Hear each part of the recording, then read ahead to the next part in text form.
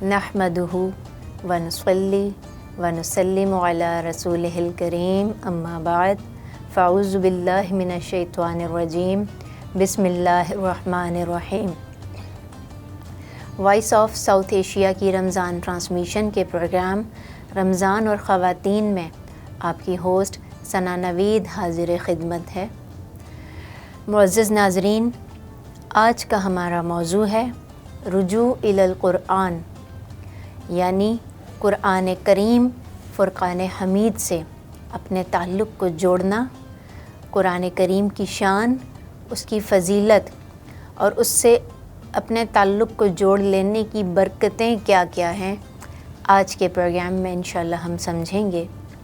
क़ुरआन मजीद अल्लाह रब्बुल इज़्ज़त की वो इल्हामी किताब है जो ताजदार अंबिया सरवर कौनैन हज़रत मोहम्मद मुस्तफ़ा सल्लल्लाहु अलैहि वसल्लम के वसीला से हमें अता की गई है। और इसकी शान को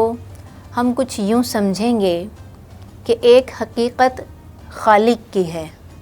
और एक हकीकत मखलूक की है। अल्लाह रब्बुल इज़्ज़त हमारा खालिक है और हम सब उसकी मखलूक हैं। इस सारी रूए ज़मीन पर कोई भी चीज़ ऐसी नहीं है जो हम में से ना हो, यानी जो मखलूक ना हो। हर शे अल्लाह ताला की मखलूक है सिवाय क़ुरआन मजीद के। ये एक ऐसी हकीकत है, वाहिद एक चीज़ जो मखलूक नहीं है, क्योंकि क़ुरआन मजीद अल्लाह रब्बुल इज़्ज़त का कलाम है। ये ना खालिक है ना मखलूक है। यानी क़ुरआन मजीद की सूरत में अल्लाह रब्बुल इज़्ज़त ने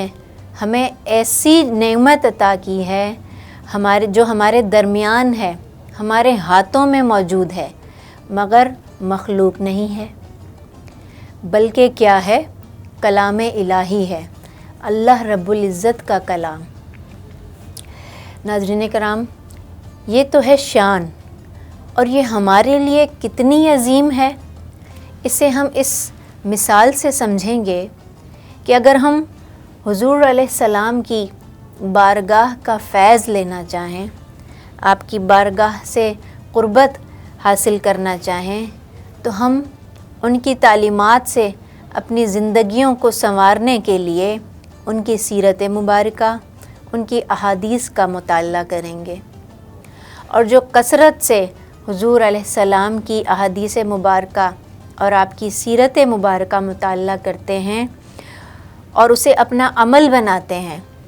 तो उन पर ये कैफ़ियत वारिद होने लगती है कि वो ख़ुद को हुज़ूर अलैहिस्सलाम की सोहबत में महसूस करते हैं। इसी तरह कोई अगर औलिया कराम, सूफ़िया कराम और अल्लाह रब्बुल इज़्ज़त के बरगुज़ीदा नेक बंदों की सोहबत का फ़ैज़ लेना चाहें, अगर कोई हुज़ूर गौसुल आज़म की बारगाह से फ़ैज़ लेना चाहे, उनकी सोहबत लेना चाहे, अगर कोई हज़रत जुनैद बग़दादी रहमतुल्लाह अलैह की सोहबत का फ़ैज़ लेना चाहे, अगर कोई दाता गंजबख्श अली हजवेरी रहमतुल्लाह अलैह की बारगाह की सोहबत और आपकी सोहबत का फ़ैज़ लेना चाहे, और इसी तरह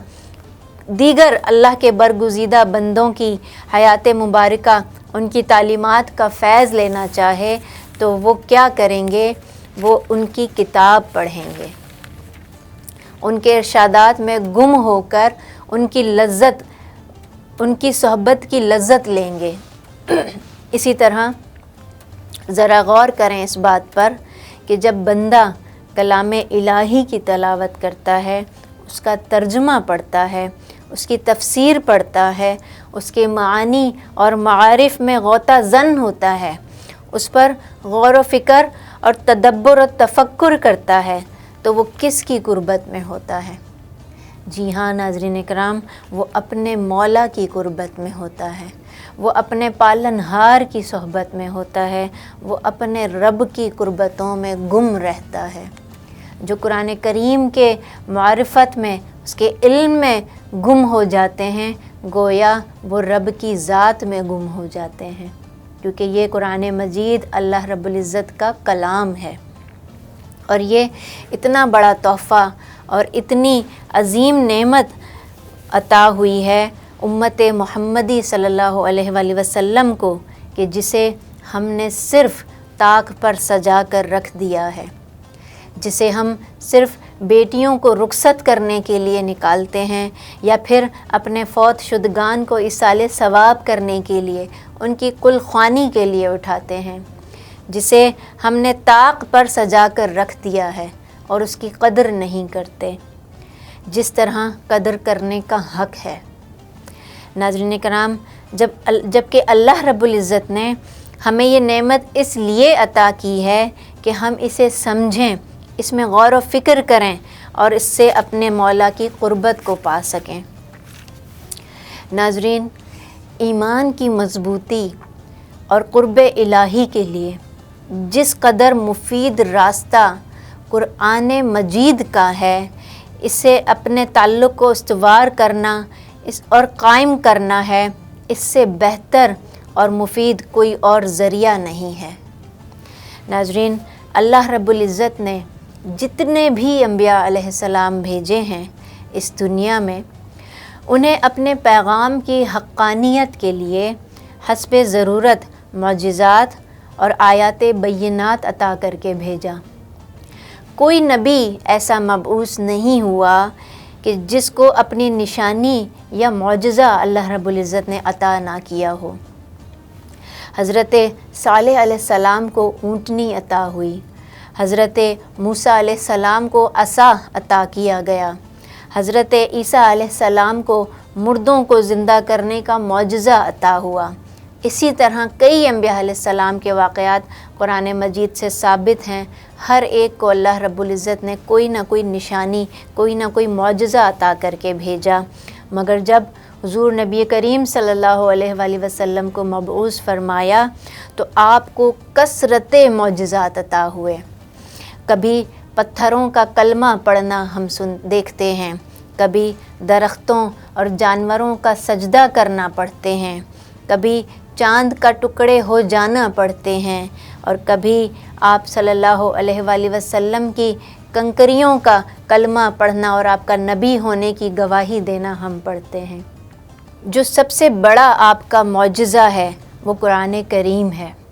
کیونکہ جتنے بھی معجزات رونما ہوئے ناظرین، وہ اس دور کے لوگوں نے تو دیکھے، مگر حضور چونکہ خاتم الانبیاء ہیں تو آپ کا معجزہ بھی ایسا عطا ہوا جو قیامت تک کی آنے والی امت اور عالم انسانیت کے لیے قائم و دائم رہے گا۔ ناظرین کرام، قرآن مجید کی برکات یہ ہیں کہ سب سے بہترین اور مؤثر ترین طریقہ لوگوں کو حق کی طرف راغب کرنے کا قرآن ہے، اور اس سے بہتر کوئی اور طریق اور کوئی منہج نہیں۔ ناظرین کرام، یہ قرآن ہی کی تاثیر تھی کہ جس نے عمر کو عمر فاروق بنا دیا، اور جتنی اعلیٰ دعوت اسلام کی قرآن مجید سے دی جا سکتی ہے کسی اور ذریعے سے نہیں دی جا سکتی۔ ناظرین کرام، اب یہ جو قرآن کریم کا معجزہ ہونا ہے، یہ جو معجزہ ہونا، یہ جو پہلو ہے، اس کے چند گوشے اختصار کے ساتھ آپ کے گوش گزار کروں گی کہ قرآن مجید کے اعجاز اور اس کے معجزہ ہونے کا ایک پہلو یہ ہے کہ جوں ہم قرآن مجید کو پڑھیں گے، قرآن مجید کا فہم حاصل کریں گے، قرآن مجید کی تلاوت کریں گے، اس کے معنی اور مفہوم کو سمجھیں گے اور اس کے معارف کی آگاہی حاصل کریں گے اور کثرت کے ساتھ اس کو پڑھتے ہی رہیں گے، تو یہ ہر بار قرآن مجید کے نئے نئے گوشے اجاگر ہوں گے۔ ہر بار قرآن مجید سے ایک نیا تعلق استوار ہوگا، ہر بار صاحب ایمان کے اندر ایک نئی لذت پیدا ہوگی، ایک نئی، یہ اپنے پڑھنے والے کی اندر ایک نئی روح پھونک دے گا۔ ہر بار ناظرین جتنی بار اس قرآن کریم کی تلاوت کریں گے اتنی بار اس کے نئے نئے راز آشکار ہوں گے، اور جتنی کثرت سے آپ قرآن مجید کو پڑھیں گے، سمجھیں گے، ہر بار آپ کو ایک نیا نور عطا ہوگا، آپ کے فہم کو، آپ کی معرفت کو ایک نئی جلا عطا ہوگی، آپ کے ایمان کو تازگی عطا ہوگی، فریشنس عطا ہوگی، اور اللہ کی قربت کی طرف سفر طے ہوتا چلا جائے گا۔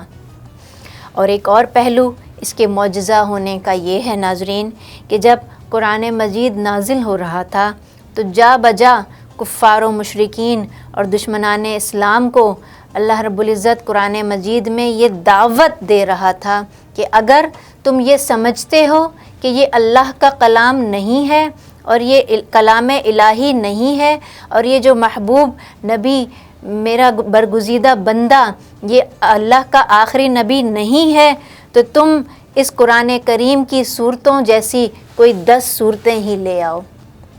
قرآن کریم کفار و مشرکین کو یہ چیلنج کر رہا تھا کہ اگر تم اس کی حقانیت کو ماننے کو تیار نہیں ہو، اگر تم اسے کلام الہی تسلیم نہیں کرتے تو تم اس جیسی کوئی 10 صورتیں لے آؤ۔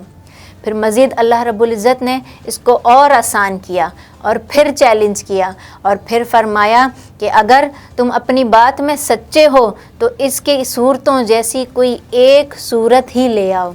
اللہ رب العزت نے چیلنج دیا کہ تم تمام جنوں انس کی مدد لے لو اور قرآن کریم کی صورتوں جیسی کوئی ایک صورت ہی لے کر آ جاؤ، لیکن صورت تو وہ کیا لے کر آتے، چند جملے لانا تو دور، وہ صرف اتنا ہی کہہ پاتے تھے کہ یہ جادو ہے،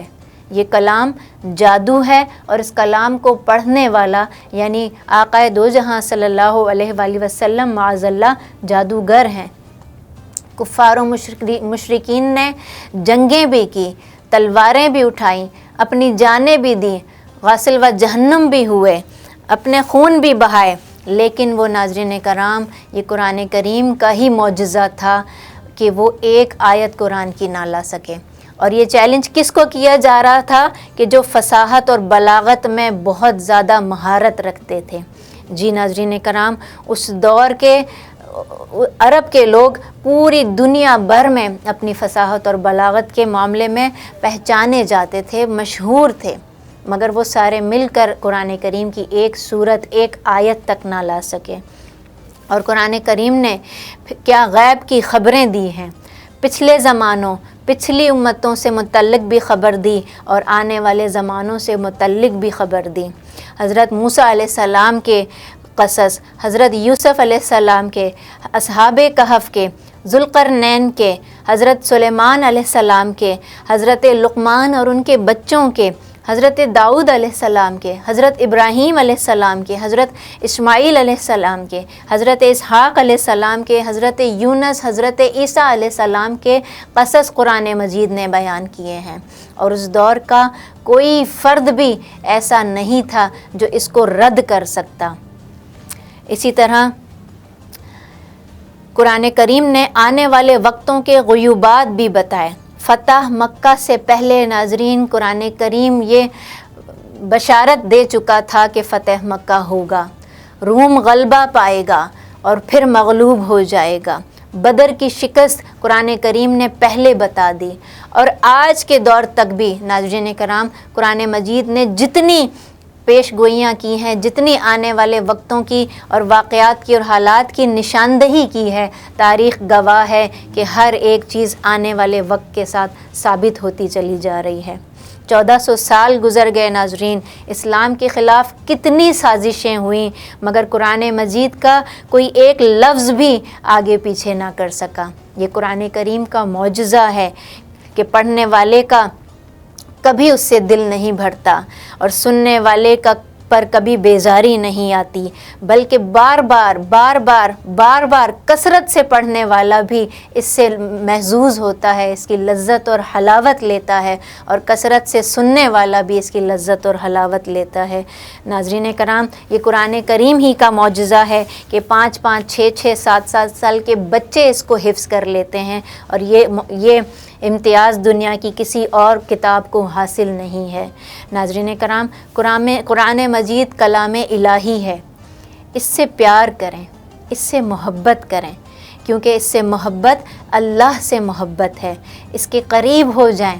تاکہ اللہ کے قریب ہو جائیں، اور قرآن کی معرفت حاصل کریں تاکہ اللہ کی معرفت حاصل ہو۔ ناظرین اکرام، آج کے پروگرام کا میسج یہی ہے کہ قرآن کا حق یہ ہے کہ اسے پڑھا جائے، اسے سمجھا جائے اور اس میں ڈوب کر اللہ رب العزت کی قربت اور اس کی معرفت کو پا لیا جائے۔ وما علینا الا البلاغ المبین۔